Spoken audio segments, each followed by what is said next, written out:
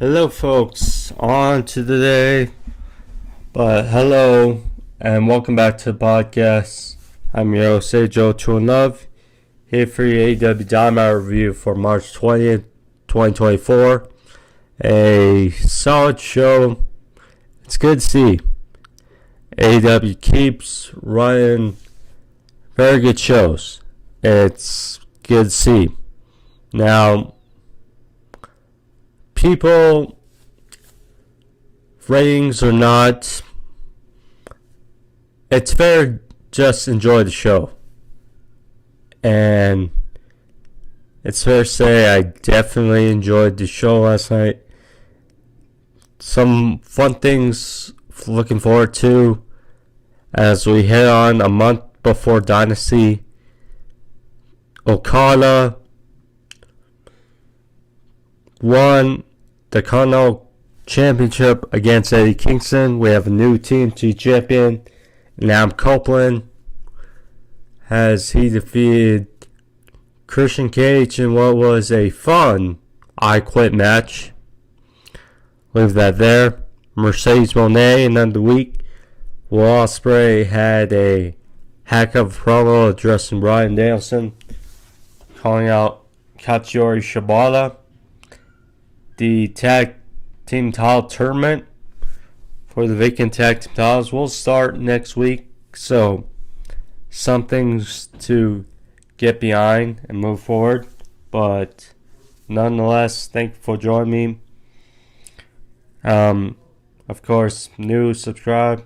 Be sure to hit that subscribe button there in the corner if you guys are new, or if you haven't subscribed yet. Please help, or not necessarily please, but subscribe. Helps out the video, certainly, if you want. Of course, sealed. Excuse me. More content going forward. Always helps. Always helps. But before I get into review, do have to talk about it as well. So, March Madness, for those my pro wrestling fans who were a bit confused last night or Wednesday night, that saw that Rampage was live after Dynamite. Well, intrigued a few propositions, but a dilemma was approached initiated because March Madness, for those who are my pro wrestling fans but don't follow college basketball, March Madness is the big college basketball postseason tournament where there's a number of games starting this week. So therefore, that's basically a reason as to why Rampage took place last night after Dynamite, and also why there will apparently be no collision on Saturday. I don't think. Well, maybe, but have to see. Either way, that's why Rampage was preempted. Plus, I saw a tweet which posed another interesting question. So, it mentioned about the rating for Rampage, talking about possibly it being an experiment to add a third hour to AEW Dynamite. Now, my response to that is simple. Could AEW make it work with the third hour. Yes. With their team and the roster, they could certainly do it. However, a third hour is what,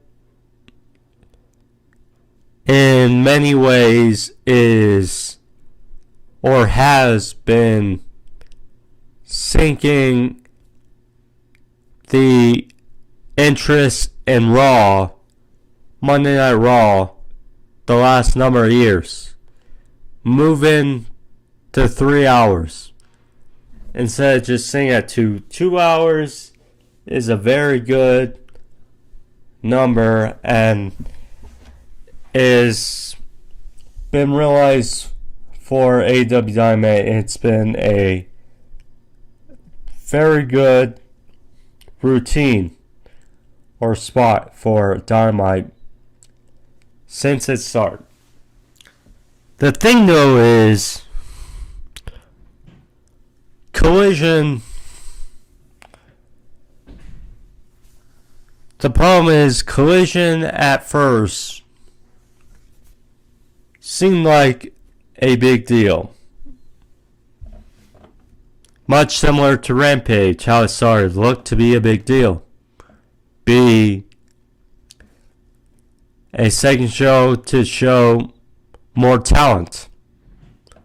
But over time, Collision was made less and less important.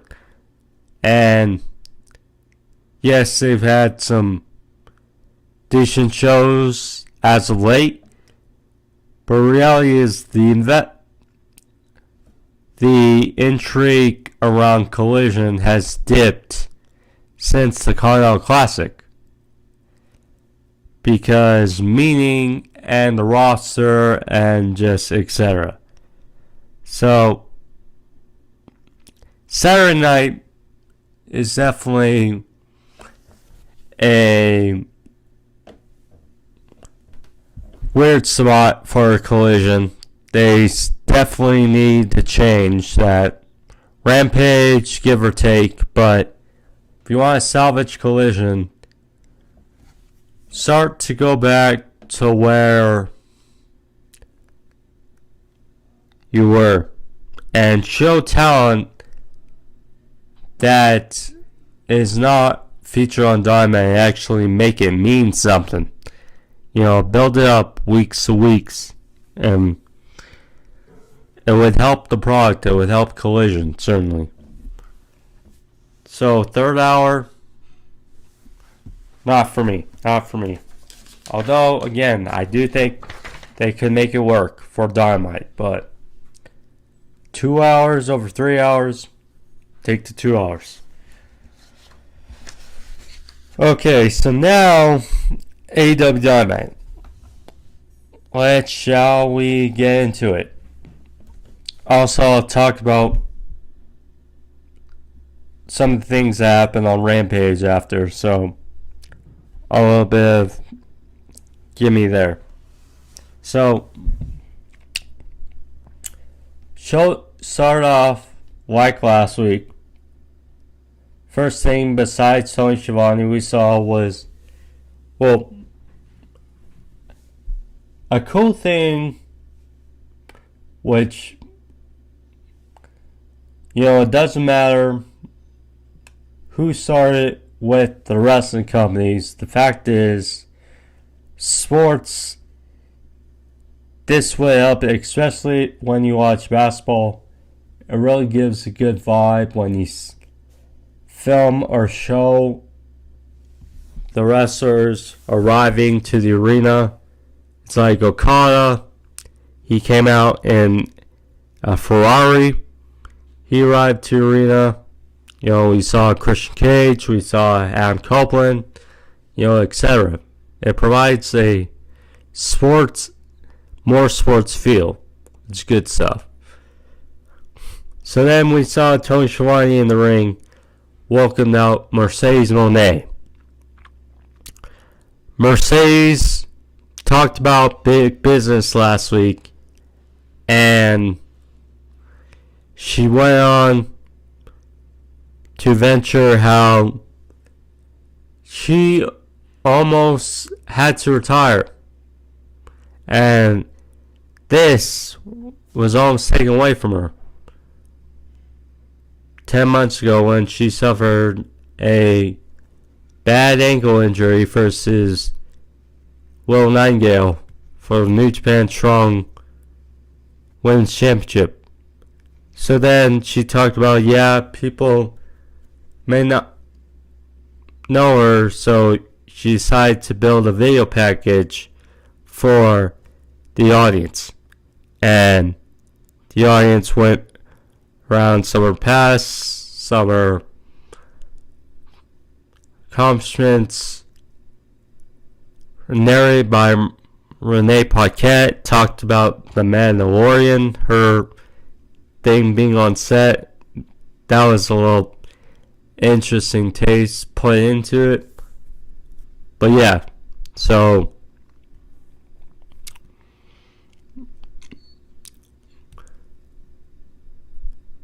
then she talked about last week Joy Hart and Sky Blue, saying that last week she mentioned she has unfinished business with Willow, and how last week she did save Will Nightingale, but says that when you mess with her business, you get bankrupt. And something about, nothing to say with Mercedes Moné. So then the lights go out. Now we see Joy Hart at ringside. Mercedes distracted. Sky Blue goes on the attack, and all of a sudden it's 2-on-1 against Mercedes. We hear Will's music play. She and Chris Statlander, because they have a tag team street fight against the two on Rampage. They're out there with chairs and fend off Sky Blue and Joy Hart. Lights went out, went back on. So then it was just them left, 3 in the ring. Willow, she appeared behind Mercedes, and Willow looked like she was about to wipe out Mercedes with a chair. And Mercedes turned around. She was not happy. Willow dumped the chair, and that was that, as Mercedes left. Interesting. So, see, I think we expect Chris Statlander to turn heel. I think that's the consensus. But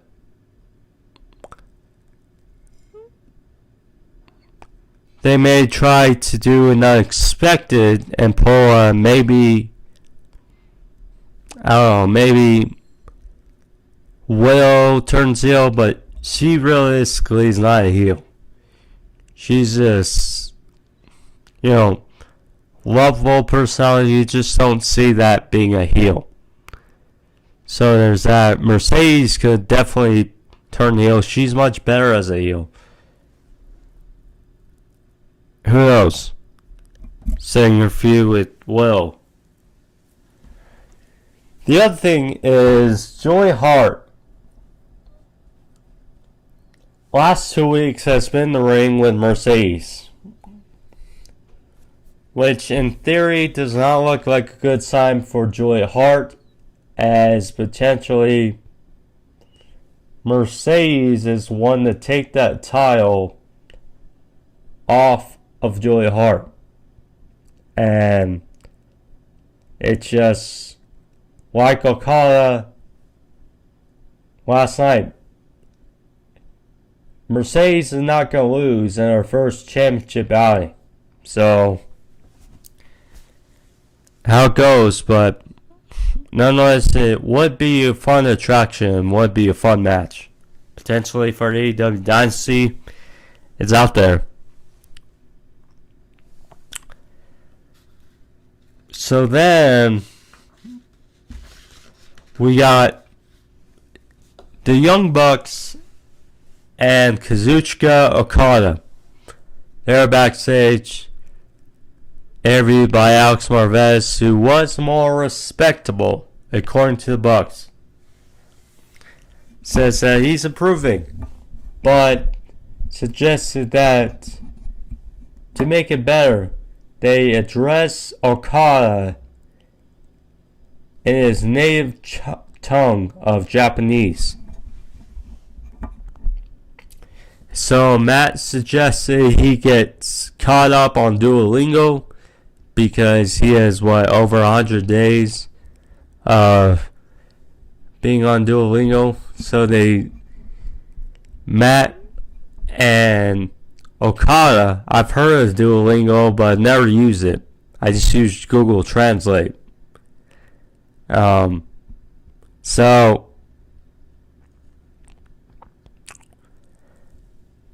Okada and Matthew said something in Japanese and then got back. So Okada said that, well, he said something in Japanese and then he said, well, Eddie, I'm coming for your title. So then there was that, and Matthew said, did you understand that? No? Well, you could learn Duolingo and figure out what he said by next week. So then, it's funny how it's almost like a good cop, bad cop type thing where Nicholas is much more the dick or the prick, and Matthew's like, okay, let's have a good show. Let's this or that. So he said, but you're doing great, Marvez. You're doing great. So let's have a good show tonight. As they fist bump. So yeah. Then we get to the first match of the night, which was Kazuchika Okada versus Eddie Kingston for the AEW Continental Championship. Good match. Obviously, Eddie has his differing opinions from people online, but what we've seen first is Bryan Danielson, and what we saw on Wednesday for Okada, he can definitely play out a solid, good match, rising up to the ranks against a good opponent. And that's how it was here. As Okada put up a good match, and I'm enjoying the heel tendencies that Okada pulled out in this match. It was just add more and just great. So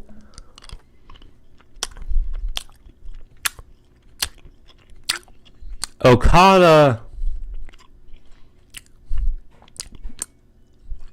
at one point early in the match, he knocked down Eddie and went for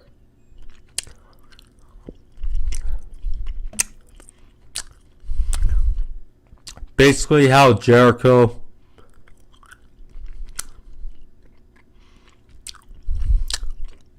used to a number of times. in a disrespectful, prickish way. He would step his foot on his opponent and he would flex a nonchalant cover.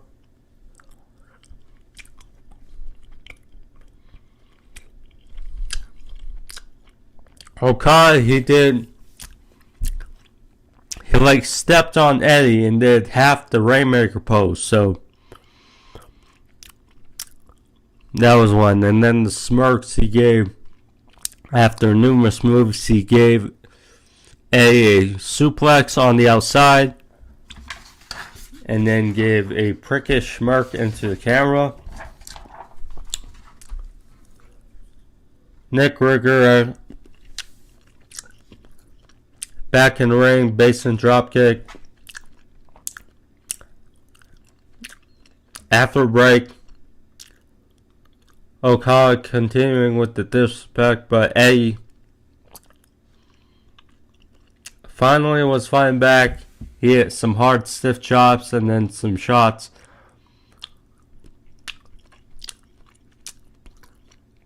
Landed a good arm lock belly to belly, followed by an SCO by Kingston.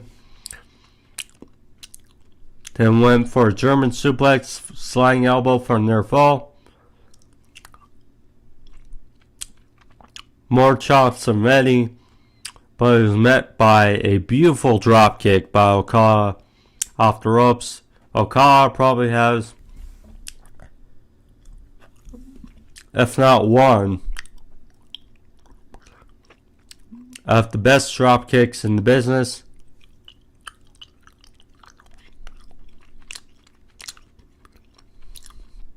Landed an air-ready crash neckbreaker for a near fall.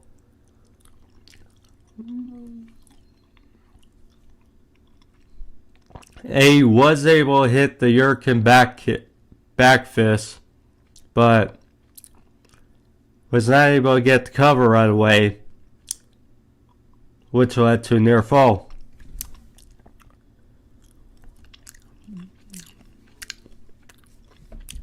Finally, both were fatigued. They landed exchange.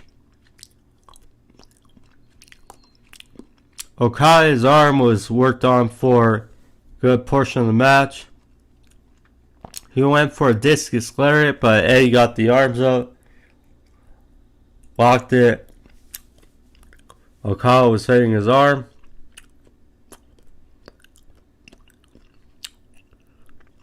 Eddie got some momentum back. He had a lariat out of the corner, followed by Enziguri.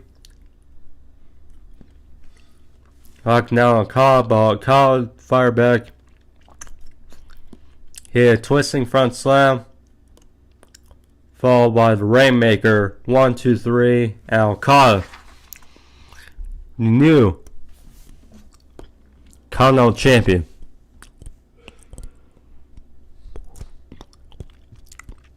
Like I said about the ranking system, yeah, but Okada a starting point. You know, get this gold on them early. Builds up the title as Eddie provided a very nice title reign. Has been built up nicely with the Continental Crown tournament. But Okada, first off, the Young Bucks were showing Gorilla as they were happy as sitting next to Khan. Interesting visual. But after we saw the pyro go off, which Okada seemed confused by, which was a bit hilarious,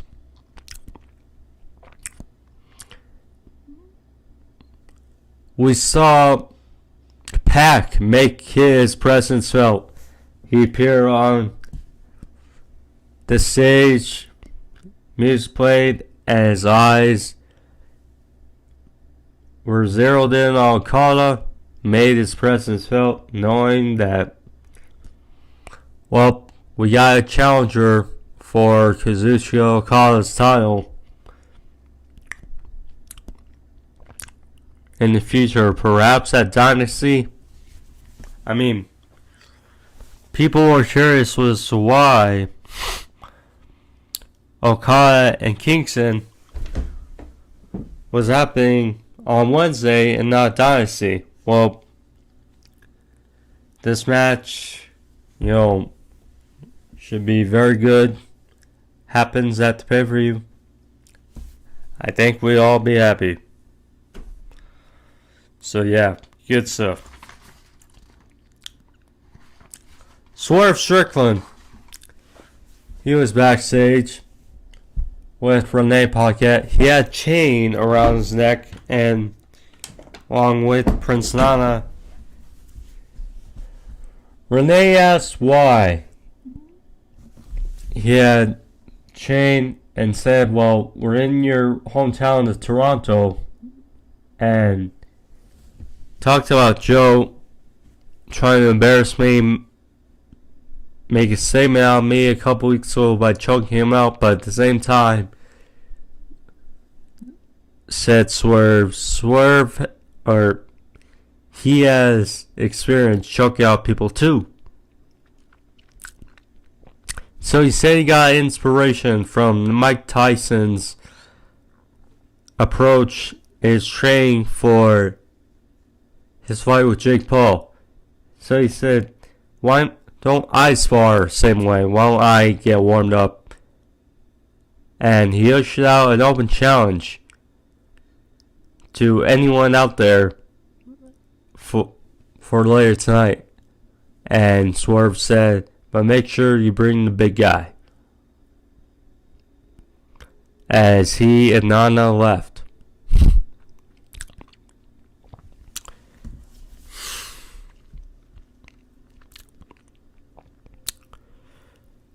Mercedes, Willow, Stokely, and Chris Statlander were all backstage in an interesting backstage segment. So, talked about Willow having the most experience in women's street fights, I believe. So there you go. And then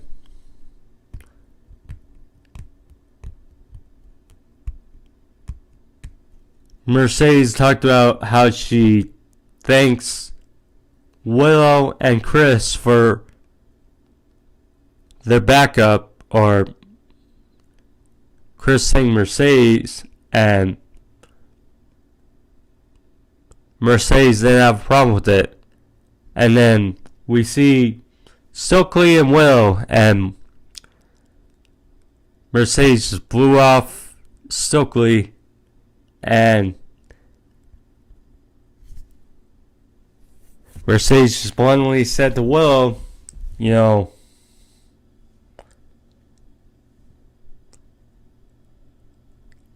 done enough. I've heard enough from you tonight. So Stokely was left hanging and gave this cheeky grin. And yeah, Stokely, one hell of a lucky son of a gun. So, Hook versus Chris Jericho. So, saw reports and, people's opinions the last couple weeks. I get it. If people are feeling a bit fatigued by Chris Jericho. We love him for what he's done for AEW and etc. And now he's at a point right now in his run, in his AEW career, where help him work with the younger talent and putting them over. And that's a bit of a stage here with Hook. As decent match here. with Hook and Jericho, bringing Hook along. Hook, it's good seeing him get more exposure, a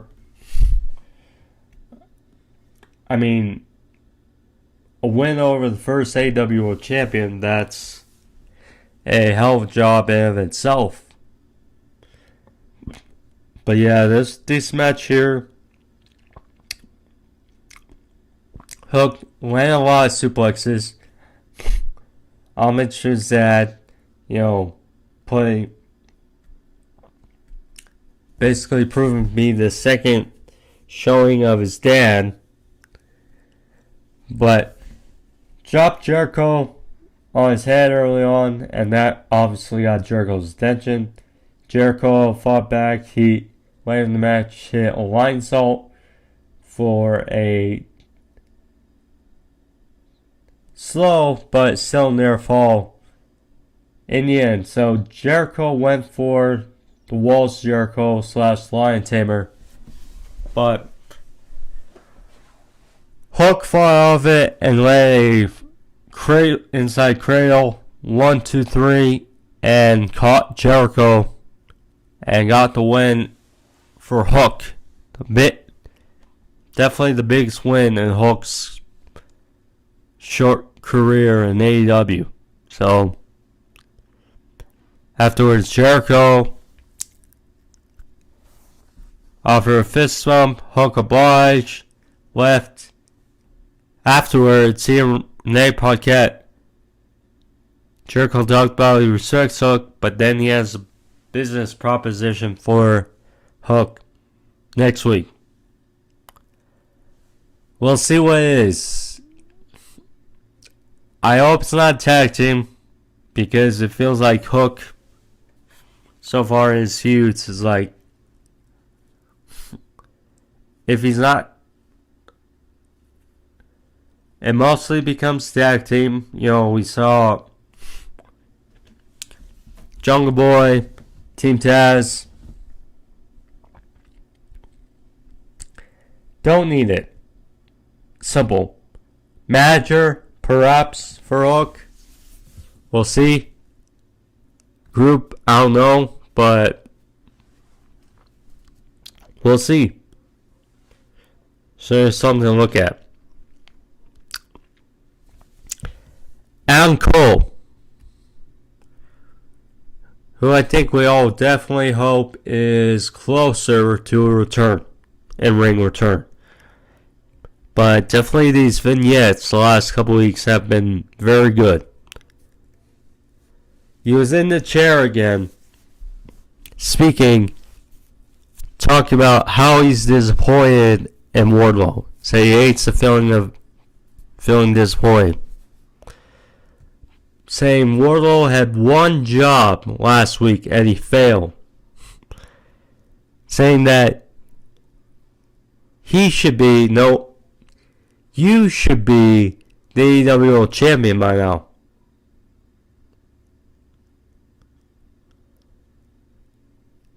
But said that now Wardlow, his job is to make sure that Taven and Bennett keep on their titles. He said that make sure Roddy holds on to his title.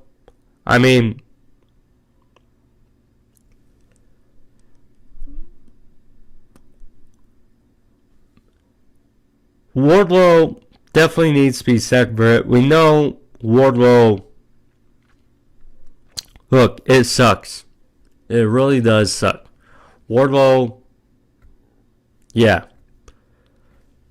We love Wardlow, but the reality is,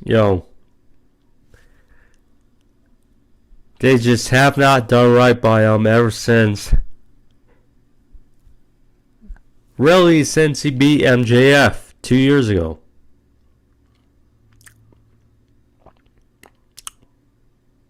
They just not have done it. And I don't get it.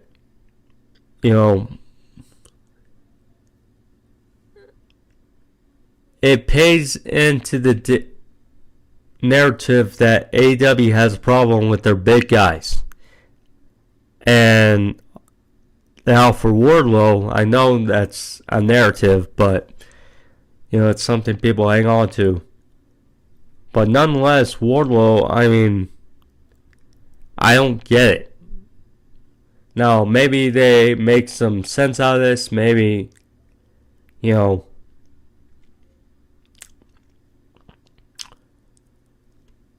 MJF makes a save for Wardlow. I don't know. But it's definitely strange.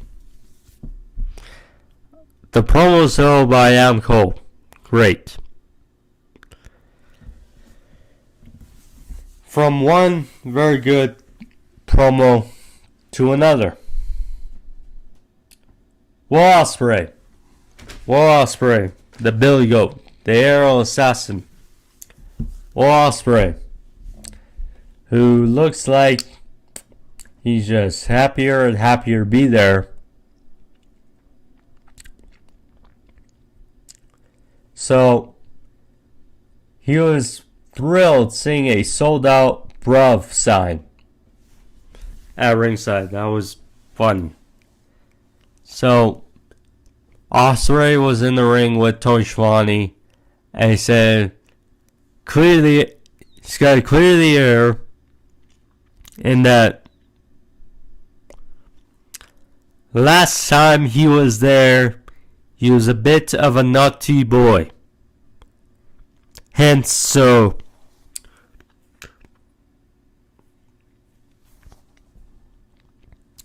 last time he was there, Forbidden Door against Kenny Omega, he took a Canadian flag out of the audience and flossed with it. So, anyway, Ospreay was there, said to you, Canada, he apologized. He's here for the betterment of AEW, and that he's here to put on elite level wrestling. But in return, he needs some of that maple syrup.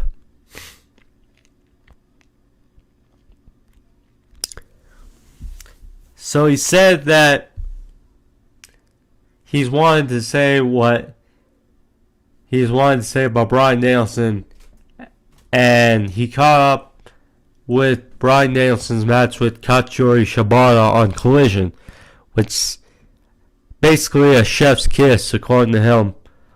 What a match. But then what happened afterwards was Bryan said in one breath that he can't wait to be in the ring with him, but on the other hand, he said he can't walk in his shoes.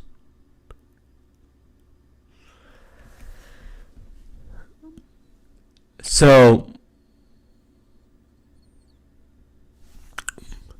Ospreay said, okay, well, when he would go over to Japan, the place where you wanted to be a big star, he went and talked to, and then he talked about Bryan Danielson's shoes in, quote, in the ring, and said, wow, look at Bryan Danielson's shoes. And he was in awe because, and he asked Tony Schiavone, you want to know why, Tony? And he said, well, because they were too small for him. Saying that what Bryan did in Japan was great, but what he did was elevate professional wrestling. And he said, he won the Best of Super Juniors twice. He won the junior title 3 times. Openweight title. And more importantly, the World Heavyweight Championship, New Japan Cup as well.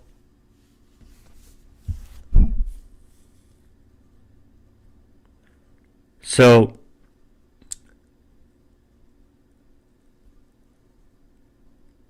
said you get like him walking your shoes. And he gets it. Want me to prove it. So he talked about Kazuchika Shibata. A long time. No, see, bruv, that they met 7 years ago, and he isn't afraid to admit that he beat the piss out of him. But knowing that, want to know the difference between a 23-year-old and a 13-year-old? Billy Goat saying that he has 2 pugs, 3 cats, a kid, a missus, a mortgage to pay, and more importantly, a point to prove.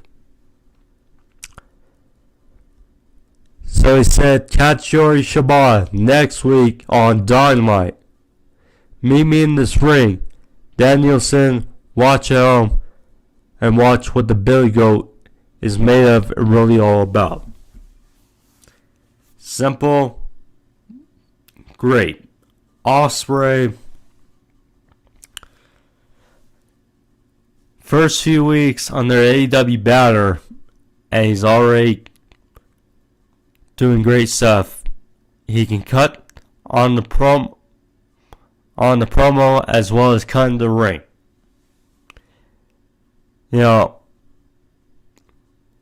Last week he was very energetic. Wednesday he dialed it back a bit, which you like to see. But so was great. And they announced it for next week. Will Ospreay, Kazuchika Shibata.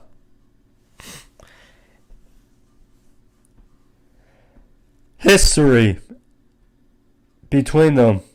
And it's a match that makes sense. Brian said he can't walk a mile in his shoe, or he can't walk in his shoes. And, well, Ospreay's going to prove it against Shibata next week. Should be a fun match. And it's good because you want to see Ospreay has proven that he should be at the top of AEW's priorities going forward. With just how he is, on the mic, in the ring. And,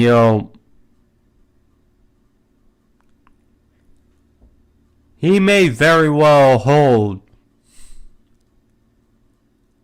the AEW World title by sometime next year. It is possible. But we shall see. We shall see. It's certainly interesting to see where Ospreay continues his run.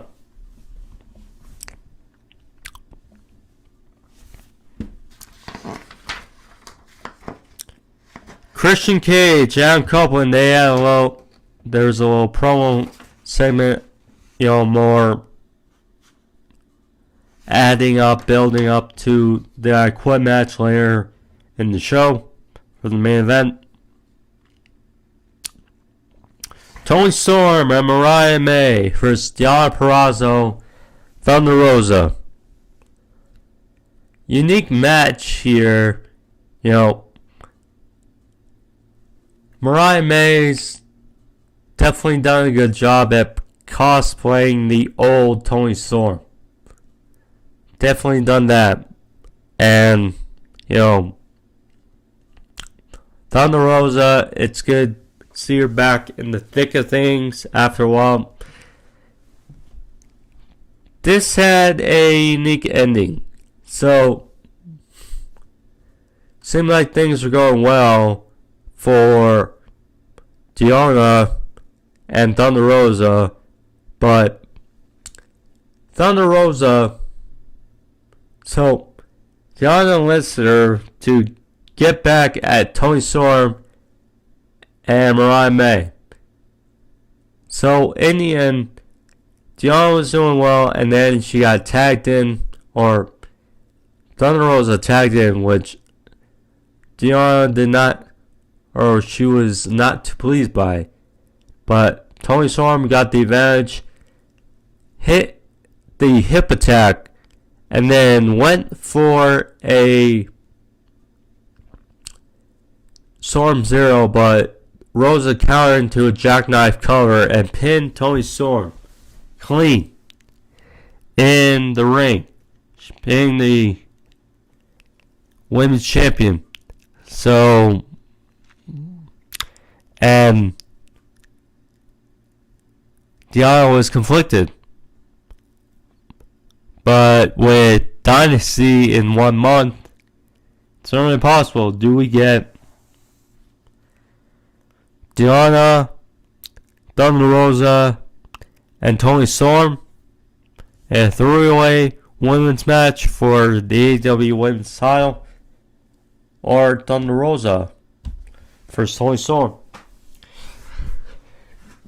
getting the women's title match that they were supposed to have before Rosa got hurt, but it's a thought. It's a thought. We'll see. Heading towards Dynasty. We'll see. Swerve Strickland, his open challenge. Who obliged?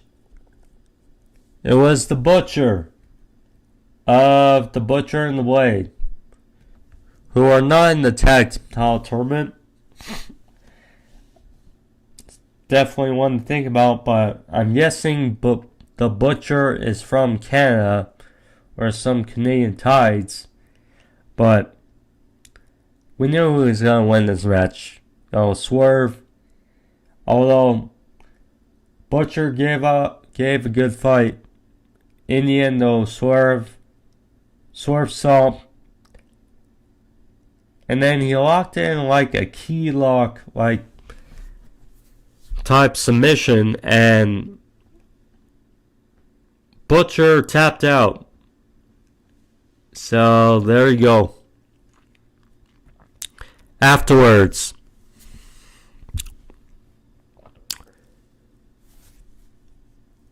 Swerve talked about Samoa Joe, saying how he used to praise him, but now he despises him. Talks about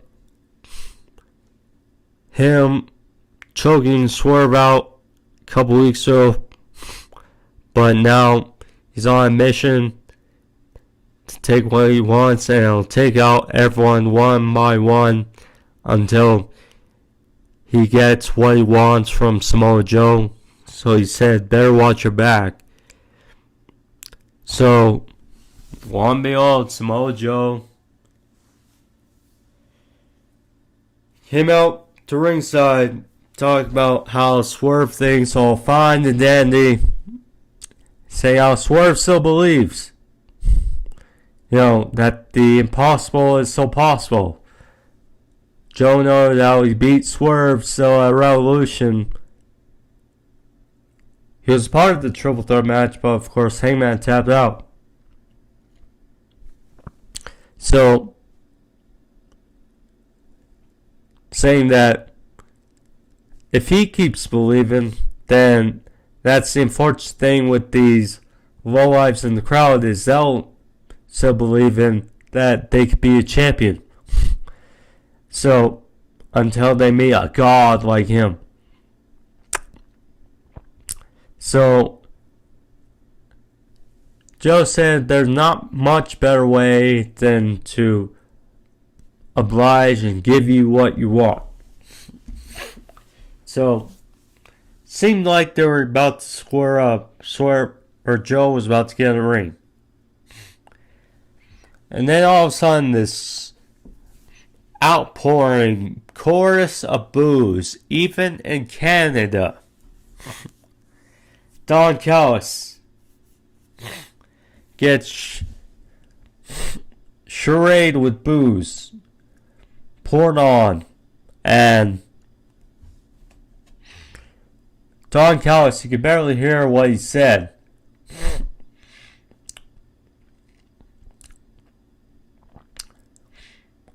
So Don Callis addressed Swerve, saying that the AEW World Championship is the Don Callis family's, and talked about Takesha, and now you guys have the same amount of wins, but the difference is Takesha is undefeated, so he just a challenge against Takesha, in which Swerve obliged and said that after he's done with Takesha, he'll take care of Joe. So,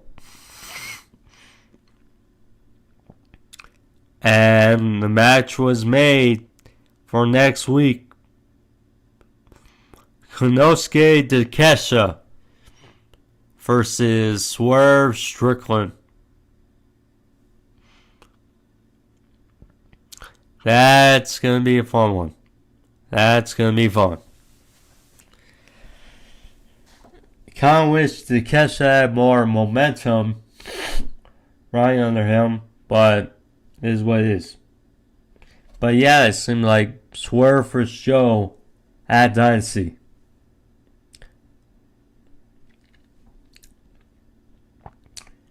Main event.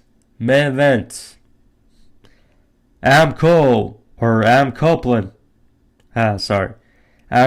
versus Christian Cage I Quit match for the TNT Championship. Hectic, fun, perhaps overbooked, but still fun. Really just... Now, with the story going into the end, it's definitely a factor into the story. So,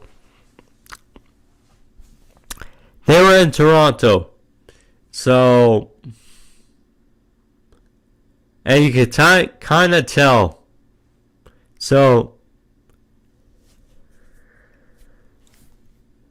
Adam Copeland, he ripped off a Boston Bruins jersey off a fan, put it on Christian, and then he got a Toronto Maple Leafs jersey from someone else, and they had a little hockey fight in a penalty box in the crowd. So that was fun. Actually, they're fighting in the back, they're fighting on the stands. Is funny. 1 point. Christian Cage trying desperately to get away from Copeland. Hid in a woman's restroom. And you could tell the ladies ran away, and yep, Copeland had to get Christian himself. The cowardly Christian. But, you know, we saw ladders, saw a table, crossbody by Christian to Copeland, sending him through a table on the outside.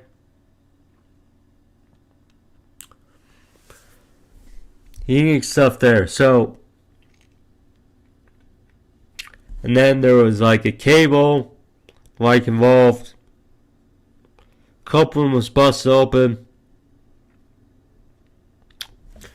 Copeland was catapulted in the ladder by Christian.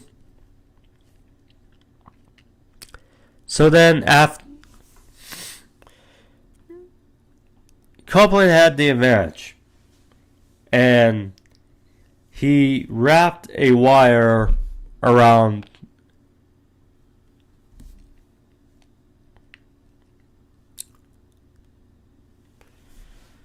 Well, first off, so there was a hockey stick. They were on stage, and there was a hockey, goal nonetheless. So they're fighting in the ring, and Copeland, after he wrapped the wire around Christian's neck, finally the patriarchy arrived. So, in which after Mother Wayne, she hit Copeland below the waist with a hockey stick, so got the advantage from Chris Cage. So, finally, in the ring, Nick Wayne and Killswitch, aka Luchasaurus, they help out. So, hockey stick, Copeland passed out. So then, Daddy Magic, Matt Menard, and Dan Garcia, they help even the odds. So,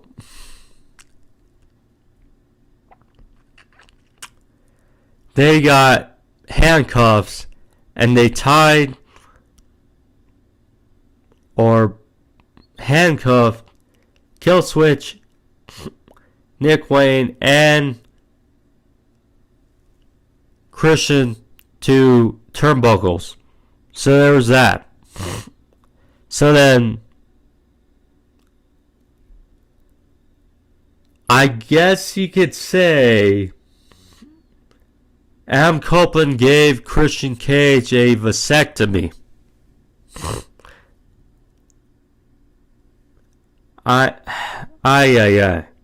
So,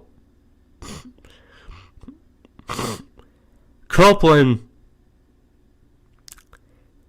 he hit Christian below the belt a number of times, and Christian did not say I quit. So then, kind of alluded to on Collision, Copeland got the bikes labeled Spike and got Spike in the ring, and again, like I said, it's a 2x4 with nails connected in. So guess where Copeland used Spike first? You guessed it. Copeland nailed Christian with Spike, the 2x4 with nails, below the belt. Now, interesting take. So, again, Rampage was filmed live now right after Dynamite. So, interesting. So, if you did not watch Rampage and you record just Dynamite, you would have had an interesting finish, because Copeland hit Christian below the waist with below the belt with Spike, and then you just hear Christian agonizing in pain, and then they cut blackout. So then it's like if you just watched Dynamite, that would have been crazy. But then they come back for Rampage, and then Christian's like, nope. So then Copeland then looks like he's going to hit Christian over the head with Spike, and then Christian very quickly said, I quit.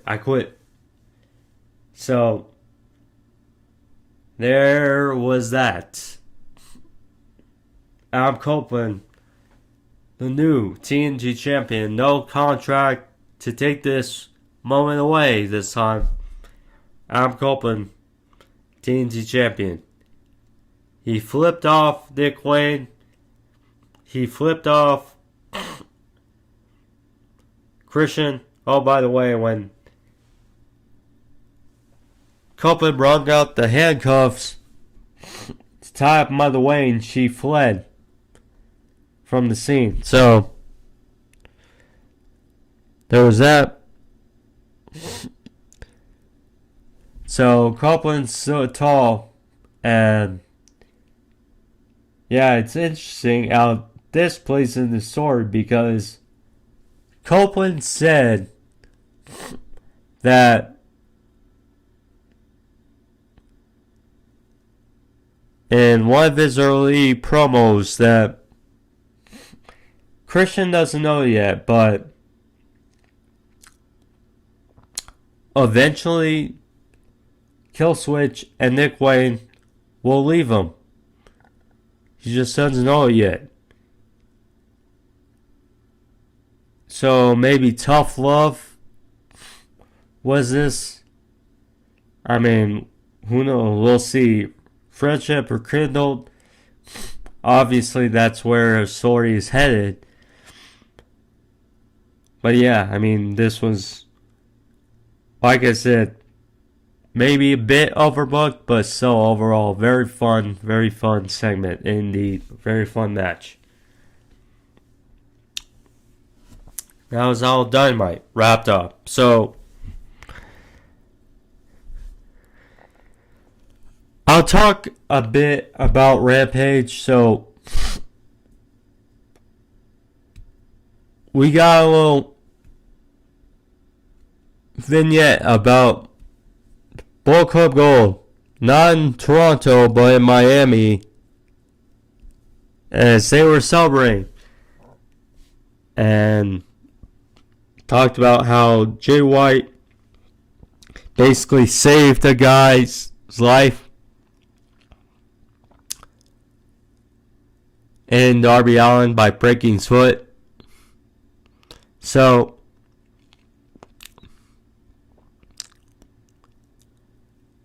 Jay White said he's decorated the bat of Sting, made it gold.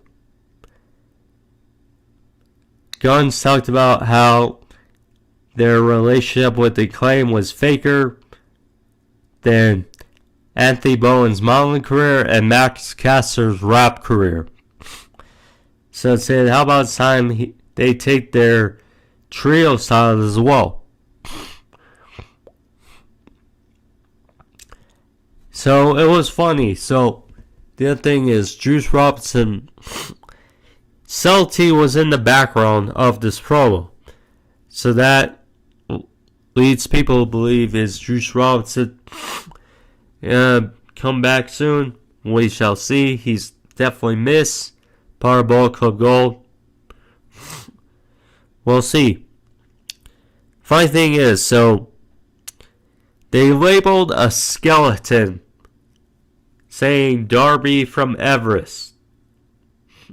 So there was like a slide to this pool. So the skeleton rode down the slide into the pool and was like, no Darby, no Darby. So it was hilarious. But you need Bullet Club Gold being back to where they should be, as pricks, as heels. Makes sense. Bullet Club, or the Acclaim, came out afterwards to address the challenge. I did not hear the promo because I was just like, eh. But I'm guessing they obliged to the challenge made by Bullet Club Gold. So, see. The other wild card in the tag team title tournament was determined as Orange Cassidy and Trent Beretta. They beat Kyle Fletcher and Powerless Hobbs. So we'll see. So now the tournament is set. So we got the Undisputed Kingdom versus Orange Cassidy and Trent. We got Young Bucks versus Private Party. That will take place next week on Dynamite. That should be interesting. We got FTR versus the Infantry next week on Collision. Sad to say, but I am not intrigued as I would have been if that was Black. Even if it is a tag team title tournament. Yeah. And then we got Ricky Starks, Big Bill versus Top Flight. So we'll see. And then the main event was killer effort by Sky Blue. She and Julie Hart beat Chris Statlander and Will Nightingale in this street fight. And boy, did the ladies. It was brutal. There's a spot where Willow took a code blue by Sky Blue on the announce table. They went through 2 tables. Yeah. Sauer went into thumbtacks. She got thumbtacks put in her mouth by Sky Blue. Etc. Joy Hart won the Heartless. Some street fight. Good for all the ladies. You love when the ladies are down to wrestle and not afraid to break a nail. That's what you like. But yeah, I can appreciate it. But yeah, that was Dynamite and then bits of Rampage put into one. So anyways, guys, that's a review for you guys. Hope you guys enjoyed it. Of course, same, click that like button as well as subscribe. Leave a thumbs up. Thank you all. See you guys next week sometime for AEW Dynamite review as well as. So I guess I'll just do a SmackDown review then. If Collision is not happening, we'll see. But anyways, guys, stay tuned. Thank you all. Be safe. See you guys next time. Peace.